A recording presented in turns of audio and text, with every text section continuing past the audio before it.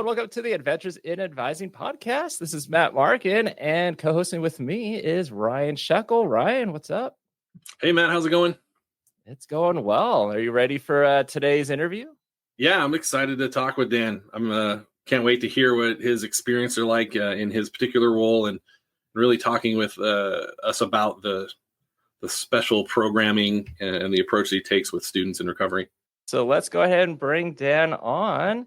So Ryan and I want to welcome Dan Wienecke. Dan is an academic advisor and instructor of political science and college fundamentals at Arapahoe Community College. He served as a U.S. Peace Corps volunteer in Kazakhstan and has lived in 6 different countries. His own path to academic advising was by no means linear. He enjoys serving a wide range of students in his role as a retention advisor.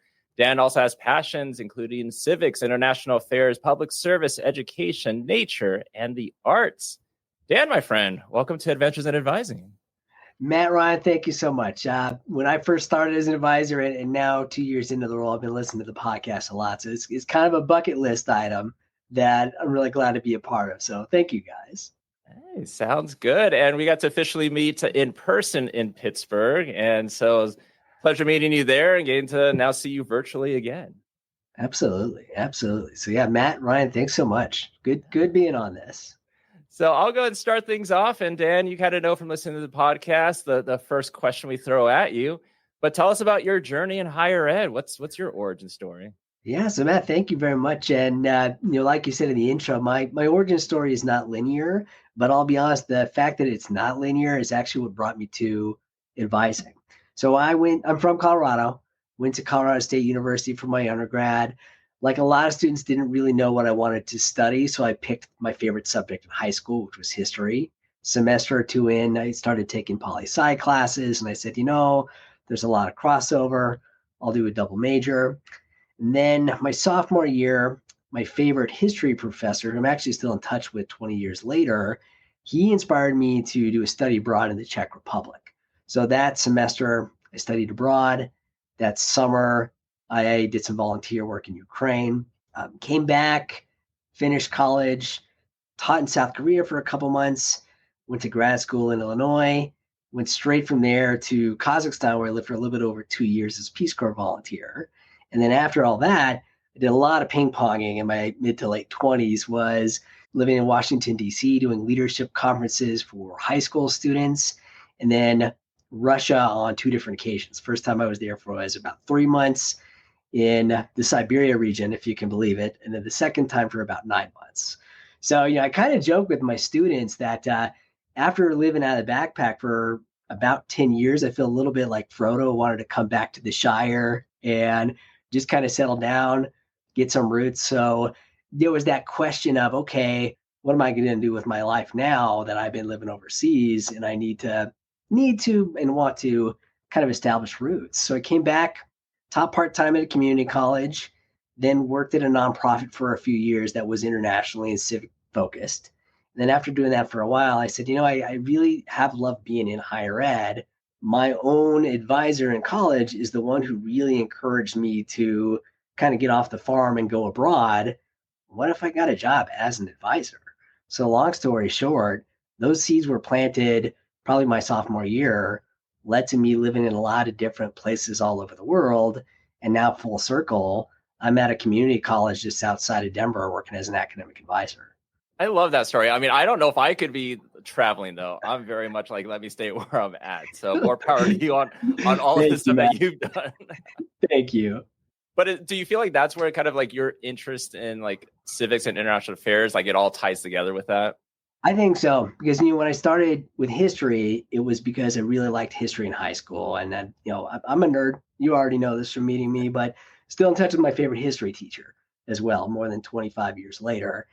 And you're right. I think there was that initial interest in learning about the world, and then there was seeing that world and kind of making those visual and kind of physical connections with what I had learned.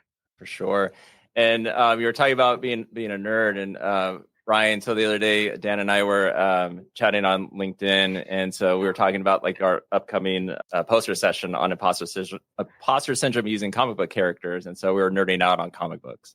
Well, Yeah, birds of a feather. So that's the one of the things that we love in particular is the way that our passions that we don't normally attach to the work we do, how much they actually inform the work that we do, and drawing those connections, hearing people's stories, especially when it involves the unexpected. When something that's a good surprise, those are the things where I think students are really going to connect with us as well too, as actual human beings, instead of the people whose stories they assume are so straightforward and Absolutely. logical and natural. So Yeah, definitely right. I agree. So Dan talked about kind of your origin story. So we're at right now at Arapahoe Community College. Can you talk more about, like, give us kind of like a broad understanding of ACC? Yeah, so ACC, it's in Littleton, Colorado, which is literally right next to Denver. My wife, kids, and I, we live in Littleton. The end of our street is Denver. So that's kind of where it's at. I want to say it was early 60s that it was founded. It's the oldest community college in the state. It's really fun. A lot of community colleges, very focused on helping students transfer, but the other half is straight to career. And in general, a lot of times when I'm talking to people who are applying or looking here, I say it's got a really nice small town feel, because we have a lot of events where it's all hands on deck. It might be advising or admissions or student life, and everyone drops what they're doing and say, okay, how can we come together and help support your event? So I love it. It's fun. Like I said, it's kind of my shire, and man, I'm a little bit like you after all that traveling I did. A bit of a homebody, so it's just a nice community to be in, and it's welcoming, very friendly and laid back too. Right? Is that how you feel Lubbock is, or no? I'll say this: I love the adventure. I love going places. We had a great time at the UCAT conference, their 10th anniversary conference in London, and there's, I think, sometimes nothing more exciting than a new experience, especially seeing the world in a new way. Particularly a world that I feel invested and committed to. But coming home, like that feeling, it's one of the reasons why I think I don't know if anyone's watched the newest Andor trailer for season 2, but when he's really trying to make a pitch to that potential rebel, he's saying you're coming home to yourself. It's an emotional thing that certainly sits in my heart. What it's like to be back where you are from, just as much as it is to go someplace new. Yeah, I agree. You have a new perspective and a new set of eyes on a home after you leave it. Yeah. Dan, can you tell us about, like, how your position has kind of developed at ACC? Yeah, thanks for asking, man. And I'll be honest, it fits me very well, because I don't fit in a mold very easily. My own origin story, as you will, my own backstory. And I love that I ended up in the position that I'm in. So a few years ago when I applied, the job posting said that the advising role would be through a grant. The grant, it's called PEAK. It stands for, an acronym, it's Pathways to Equity, Access to Knowledge. And the whole idea is that I wouldn't be filling a vacancy. So in other words, when I got hired, it wasn't that somebody left and I was filling their role. It was to expand the advising team, but also try things that were maybe a little bit different.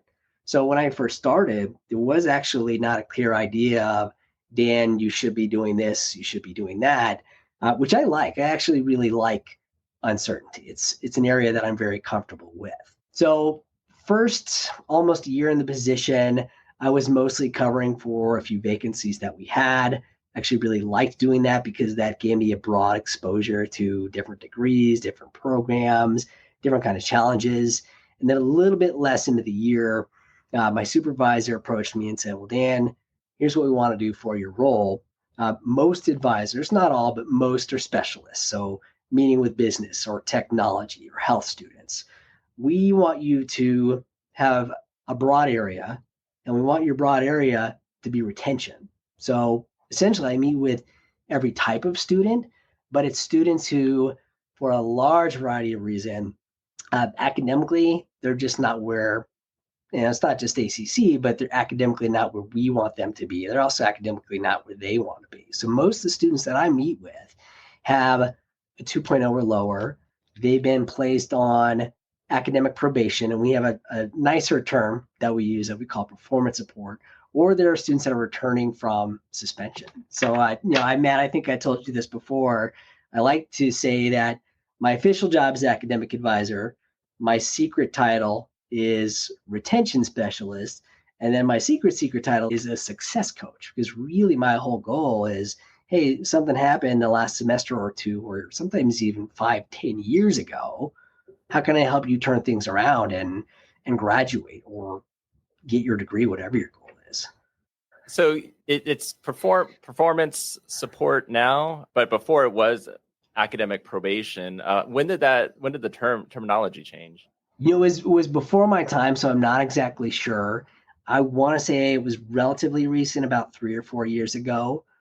Matt, I will say when you and I were at Nakata in October, I set in as many retention-related sessions as I could, and I was very happy to hear that a lot of colleges, so community college 4-year universities, are using similar terminology. So changing it from probation, which is harsh, like nobody wants to hear, hey, you're on probation, to something that's more supportive. So I do think it was maybe 3 or 4 years ago. A lot of students, when they're coming back on their record, it still has that academic probation term. But a lot of times when I talk to students, I'll say, okay, you have this term performance support on your degree check, on your audit. Do you know what that means? And most of them say, well, no, actually I don't. And I explain, well, the old words, it was probation. We don't want to use that. We want to support you. We want you to be here. We want you to complete whatever your goal is. Yeah, like we changed ours over here probably like a year and a half ago. And then we went from probation to academic notice is the term that we use. But yeah, just like you on the transcript, a student before the change, it'll still show probation on their transcript, but from here on out, now it's updated. How are things at TTU, Ryan? Well, having been here as long as I have, I'm going to be a little bit fuzzy on the years. I'll use the easy marker of the pandemic and say prior to the pandemic, maybe a couple years, we had essentially like a 3-step process: probation, suspension, and then like full dismissal, no return. And at some point, somebody realized that there could be another way to do it. And an additional step at the beginning was added. I don't think the terminology is any more effective. It's called academic warning. So that adds an additional semester of support, an additional semester of opportunity to connect with that student and to go through a process of what can we do to perhaps affect the outcome after a first semester start that's rough, as opposed to the immediate step is probation. The next step is a semester away from the institution. And that has lots of advantages, of course, not only for students and educators, but certainly for the institution and first-year retention. I think it's worth noting that if you're dismissing a student after 3 semesters as opposed to 2 semesters, that has a different effect on your retention numbers. So lots of models out there, lots of opportunity to consider, what's effective in the practice, what's effective in the sort of bottom line conversation. I think advisors should be conversant in multiple languages, including the language of power and decision at their institution. But I'm curious, Dan, from your perspective, sitting with a student, do you find that they're more receptive to the performance support language, or is because it's ambiguous and they're bringing that context of not where they want to be, that it doesn't significantly change the dynamic? I love that question, Ryan. I would say there's definitely some ambiguity to it. I would add too, though, there's even ambiguity with what probation means. So both terms definitely have ambiguity to it. Once we explain what performance support is, I think it kind of flips that script. Hey, yeah, your GPA where you are right now, you're not on track to graduate. There can be financial aid implications, things along those lines, but it's not you're in trouble. It's we realize that something is not right, and our goal is to intervene and to lift you up. Yeah, I'm curious. In particular, I have colleagues in my direct reporting line in the group that we work with. The language that you use is academic recovery advising. And of course, we have students at every step of the process, even some who are appealing dismissal. And I think the practice of working with students whose academic standing with an institution is a potential retention risk or an attrition loss, whatever context you want to use, that practice is particularly interesting. Was that always the case with the Peak grant and the nature of your position? Have you found your footing with it in the last couple of years? I would say I found my footing. I've definitely not found definitive answers. Definitely have not found definitive answers. And you're all smiling because you agree. It's wanting to, we all want that silver bullet. What is the thing that's going to work? And I try to remind myself, I try to tell myself the same thing I tell my students: progress, not perfection. Okay, with this Peak grant, the idea was to increase student retention, lower advising caseloads. As far as I know, we've done that. Definitely can't say mission accomplished, though, for sure. But at least there's been improvements on it. Improvement, exactly. It's a work in progress. But yeah, I think this is a great segue for, to talk maybe about the performance support workshops. So let me kind of cue this up. So the process is students in a semester, for whatever reason, their GPA dips below 2.0. After the semester, our records department processes everything, and they do this process called academic standing. And then that standing is more or less their status, anything from you're good to not good. If a student ends up in that performance support category, the records department sends us a list. We put a hold on their account that prevents them from preventing from the next semester. And then we send an email saying, we want to let you know you're on performance support. We are here to support you with that. To remove the hold that we placed on your account, we ask that you complete the workshop. And the workshop itself, they don't have to come in and see anyone. It's a video that they watch. At the end of the video, they answer a few questions. A lot of the questions are, what kind of challenges did you face? What kind of support resources based on the video are you now aware of? Do you know who your advisor is? What's the minimum GPA that you should aspire to? What's your current GPA? So it's a bit of a non-graded quiz, if you will. And the whole idea is that they leave feeling supported, but they also leave with some tangibles, some ideas of what they can do moving forward. So yes, Matt, if you want, I can share the screen. I can play this video.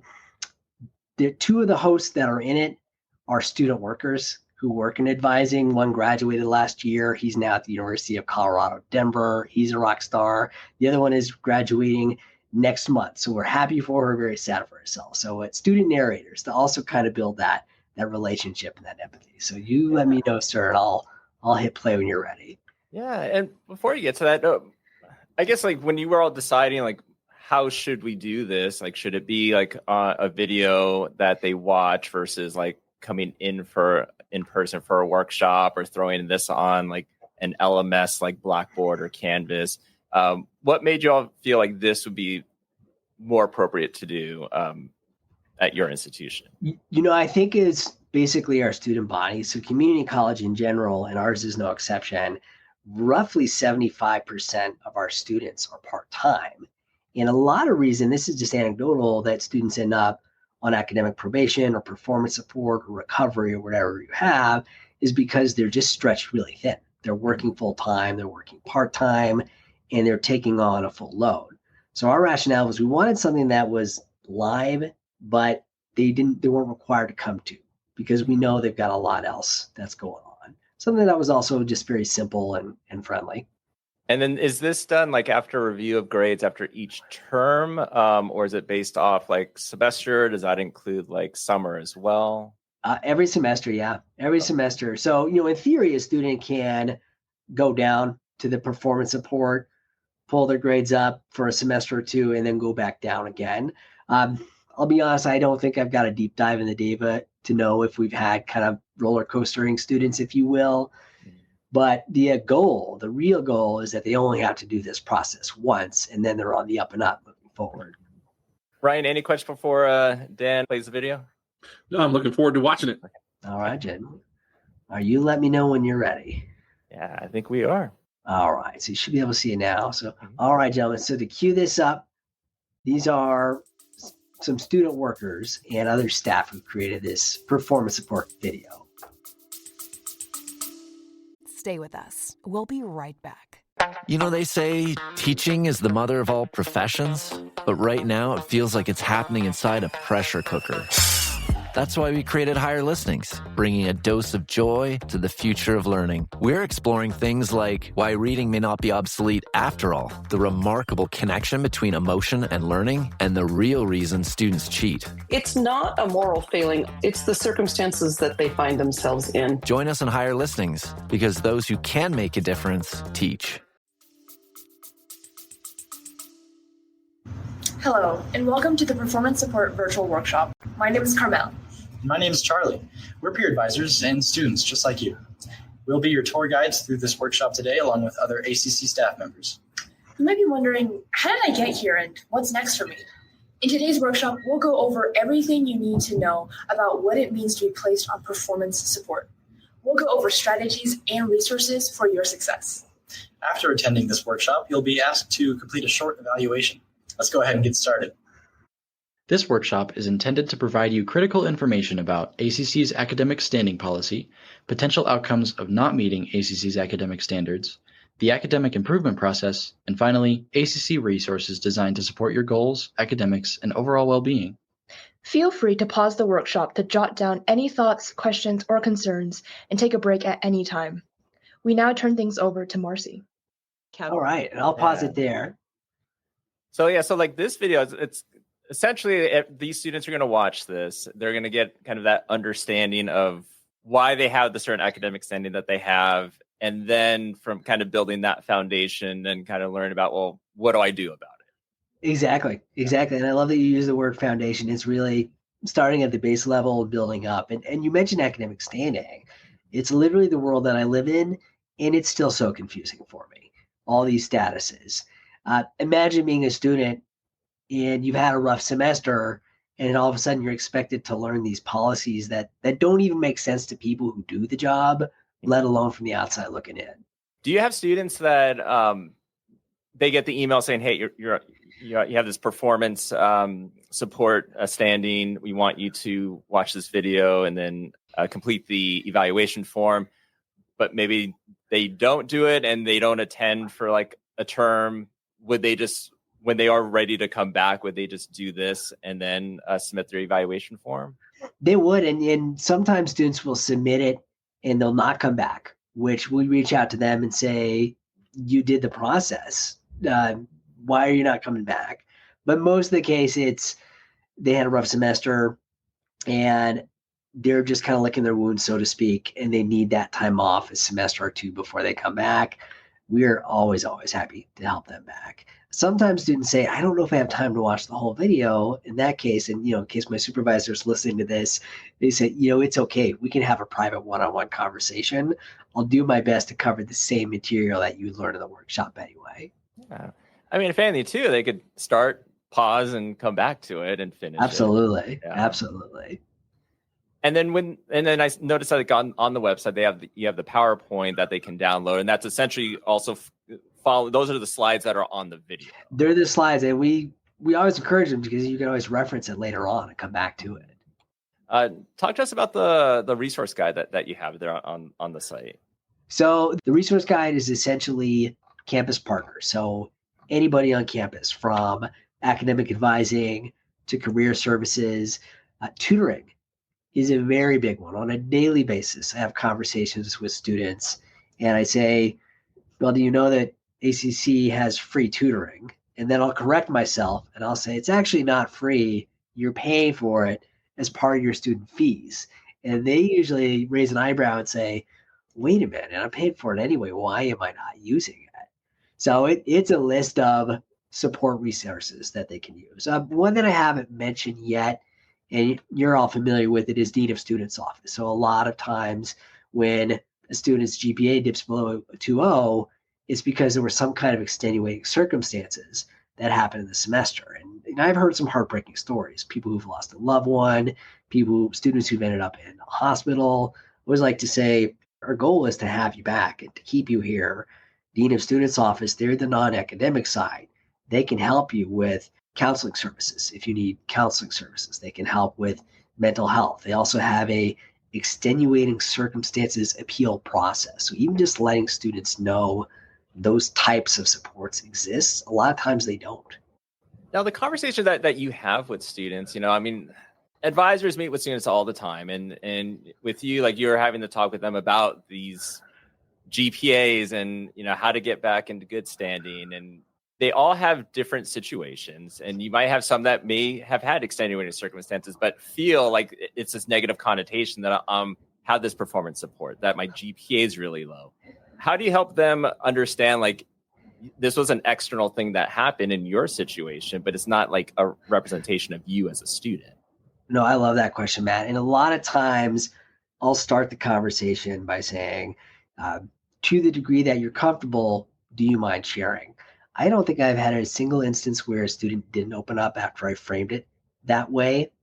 But once they open up, me naturally, I use a lot of asset-based language. I'm a very positive person overall, goofball too. You totally know that. Once they open up, a lot of times I'll say, well, give yourself credit. You decided to come back. You didn't have to make the decision to come back.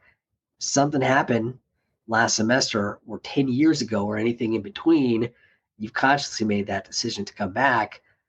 Give yourself credit. Don't mentally self-talk. Congratulate yourself for making that decision to say, yeah, that was rough, but the next semester and the next few are going to be better.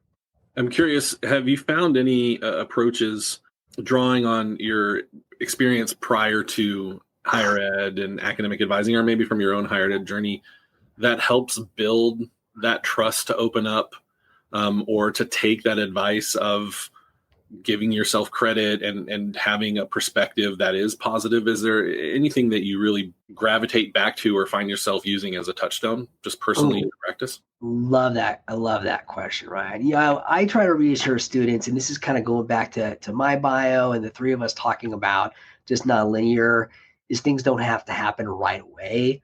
Most things take a while.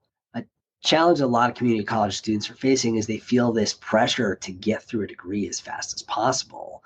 And I always reassure them, there's really no reward for speed when it comes to education. It feels good if you get it done in a couple of years, but there's no ribbon for getting it done in a certain amount of time. The degree is going to be the degree, whether it's 4 years or 10 years long or anywhere in between.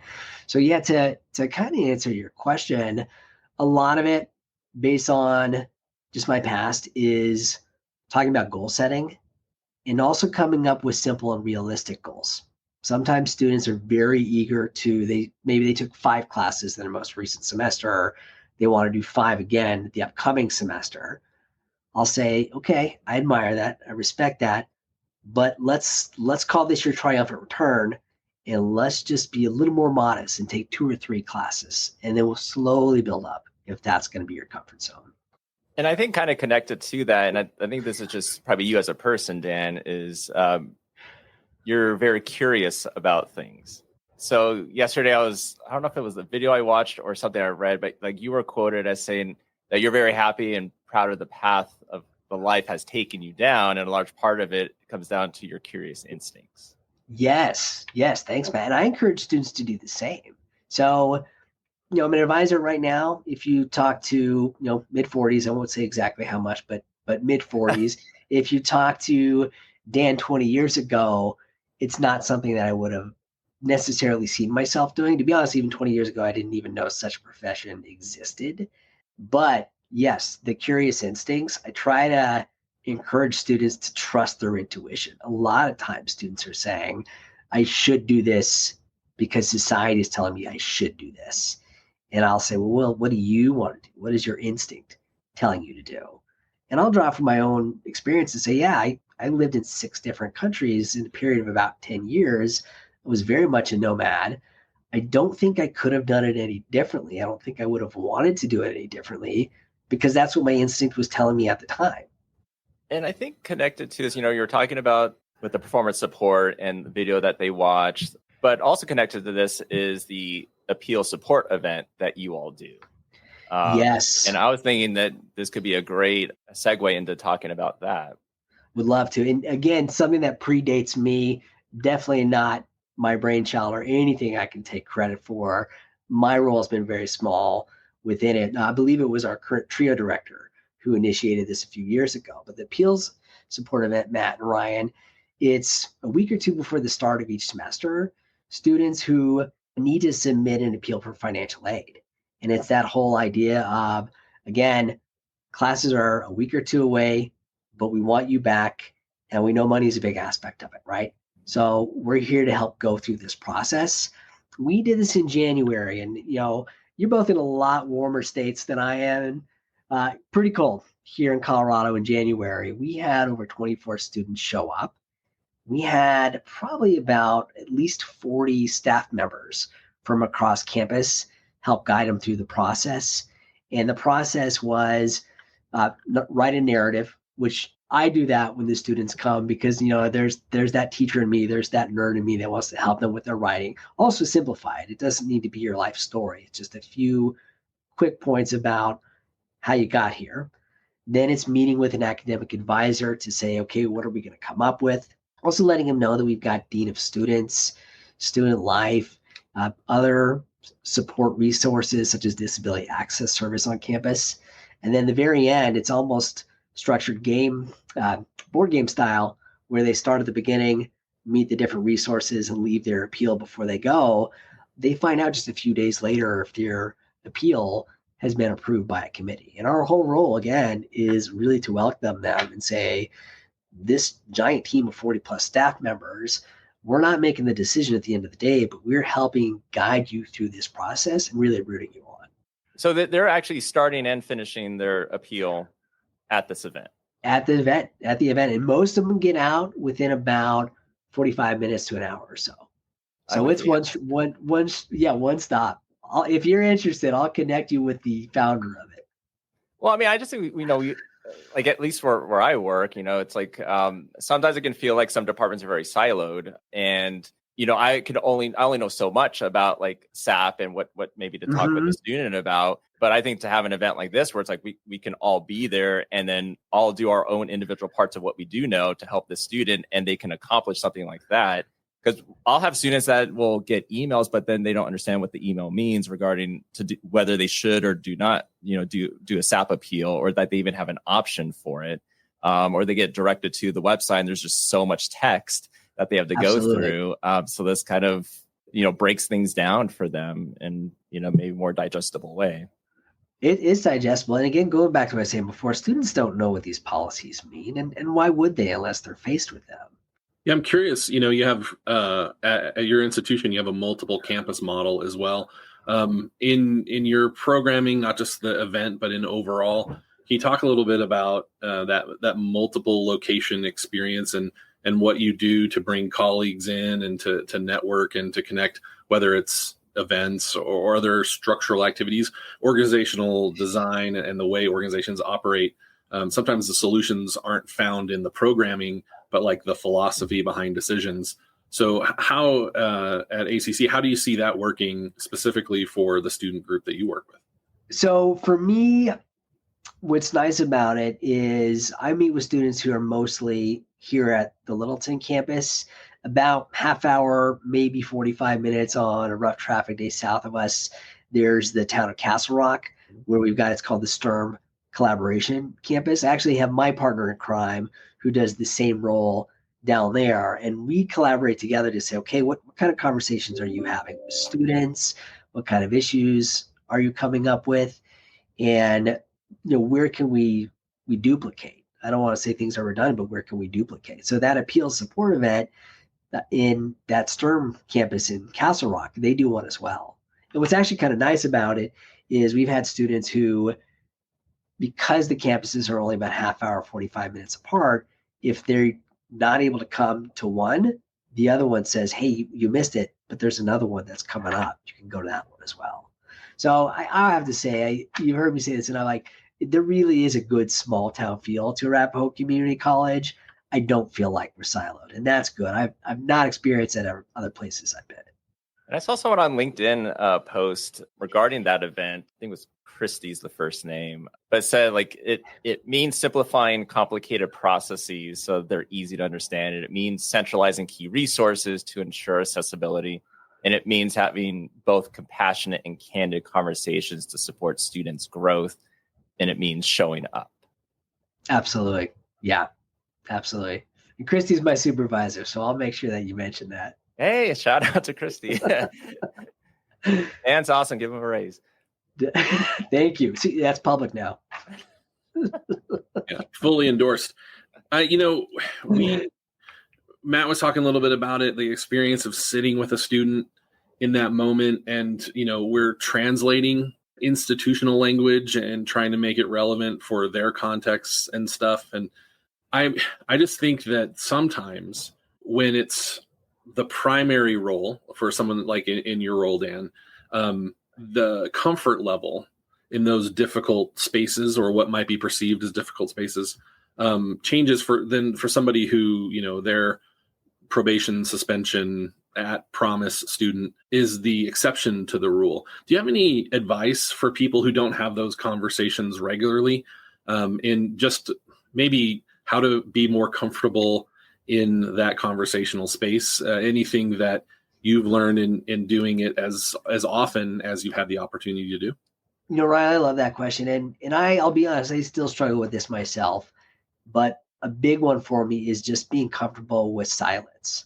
So, as an instructor, we all experience this as teachers or students. Teacher asks a question, everybody's quiet. So I experience that a lot with students who come in, where a lot of times before they've even said anything, I'm handing them the box of tissues because they're just so emotional being here because of the circumstances. And I have to remind myself that student needs a few minutes. Advising can feel very fast-paced and very transactional sometimes. That's the opposite of what these students need. They need somebody who's not going to rush them. They need someone who is going to listen to them. Someone who is going to say, it's okay that you got an E or an F, or I know you worked really hard. I also know that, like me, you've got kids at home and you've got a job, and these classes are not the soul of your life. Just be okay with silence. I'll also say, Ryan, it's okay not to have the solutions. I try to remind myself that too. I can't fix everything. And my students aren't expecting me to be this guru that has all the right answers to them. It's more, I like to think of myself as kind of the guide on the side who is helping them through these processes, and a partner that cares about them and cares with them. Now, I would argue that some students might look at you as wanting to be the guru to answer that, just ask you all the questions and get all the answers. Yeah, I wish I did, but I don't.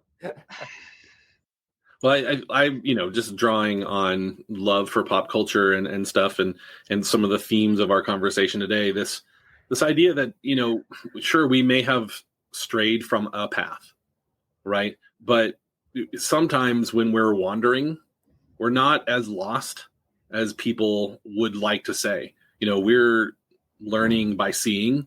Maybe we're learning things the hard way or whatever.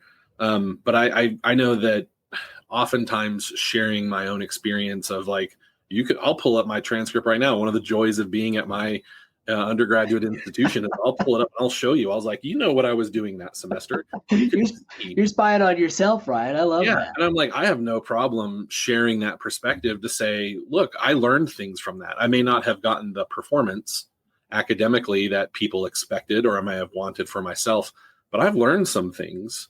And let's talk about that. Let's talk about what we've learned. I think motivational interviewing is sort of like a cousin discipline with coaching, is to say, was there a benefit?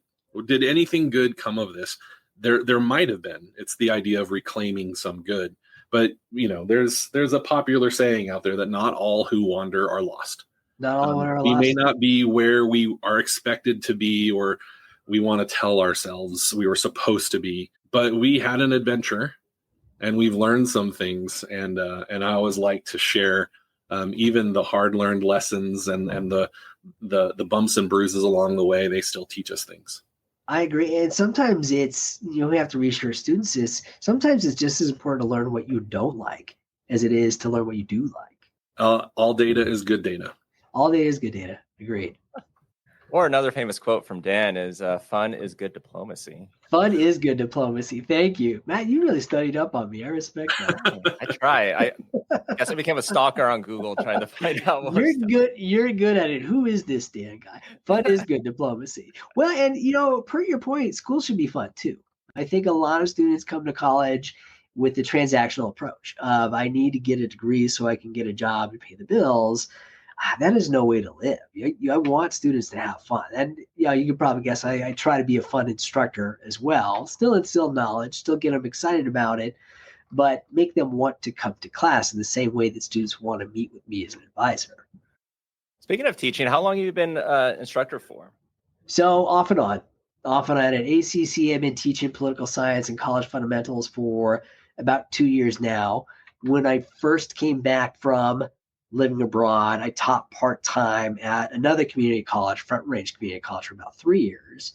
My first foray into teaching at the college level was as a Peace Corps volunteer. So one of the best things about Peace Corps is you kind of create your role. They send you to this other country for 2 years. You're kind of like an Alice in Wonderland type scenario where you're definitely a stranger in a strange land and you don't really know what's going on, but you kind of have to create your own reality.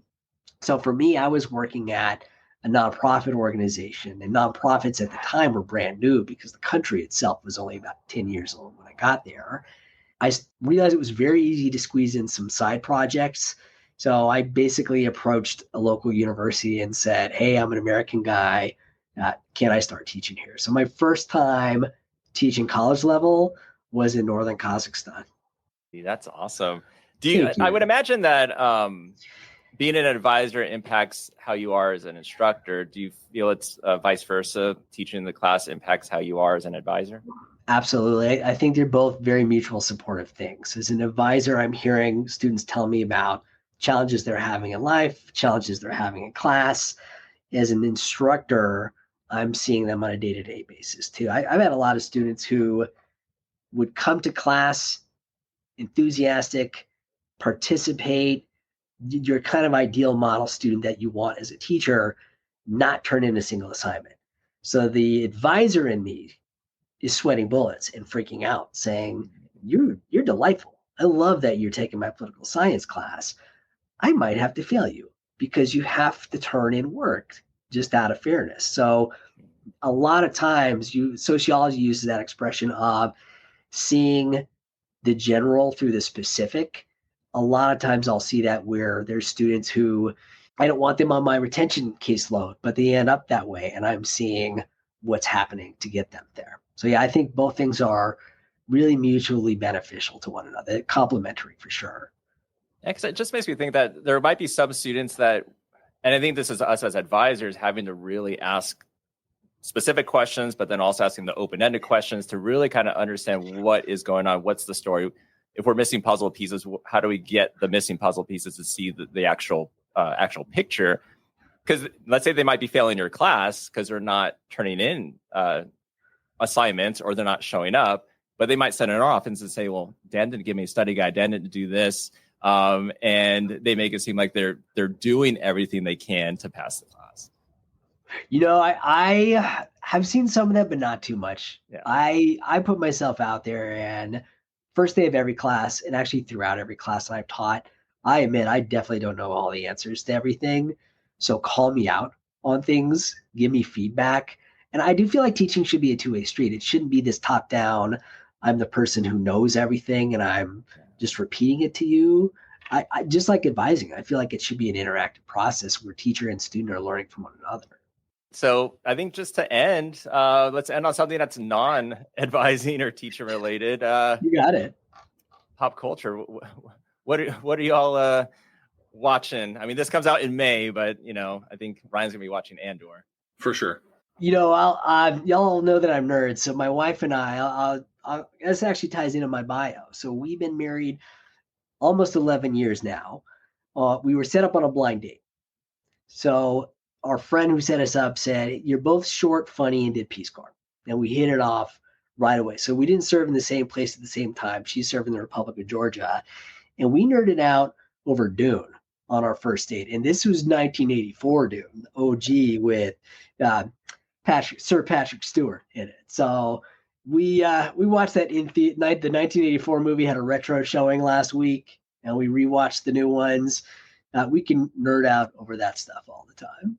Yeah. And you all are rewatching Twin Peaks? Oh, yes, we are. Love Twin Peaks. I mean, Kyle MacLachlan and David Lynch, what a great combination. Yeah.